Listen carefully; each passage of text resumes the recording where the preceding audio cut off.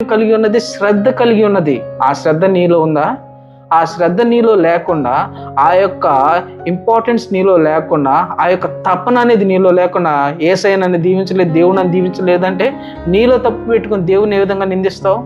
అందుకనే real man ఏం చేస్తాడనమాట, the real man is not lazy. He recognized what God has placed in him. He works to develop his skills, educate himself, and walk with the mentors. మేధావులతో నడుస్తాడంట. తన యొక్క ప్రతిభను సాధన చేసే వ్యక్తి మేధావులతో నడుస్తాడు. సుందర్ పిచాయ్ ఎక్కడో చెన్నైలో ఒక వ్యక్తి, ఎక్కడో ఇండియన్ వ్యక్తి ఇప్పుడు గూగుల్ సీఈఓగా పనిచేస్తున్నాడు. ఎందుకని? దేవుడు తనకిచ్చినటువంటి టాలెంట్స్ మీద ప్రాక్టీస్ చేశాడు కాబట్టి ఇప్పుడు గూగుల్ సీఈఓ ఒక హై స్టాండర్డ్ లెవెల్స్లో ఉన్నాడు. ఆ విధంగా నువ్వు ఎందుకు ఉండకూడదు? కానీ మనము ఆ విధముగా చేయము.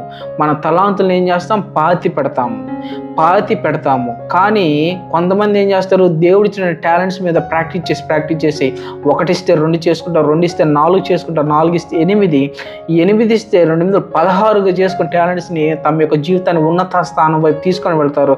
దేవుని నామానికి మహిమ కలిగే విధముగా ఉంటారు. అంత మాత్రమే కాదు, కానీ ఇక్కడ ఒక మాట రాయబడింది కదా, చూడండి.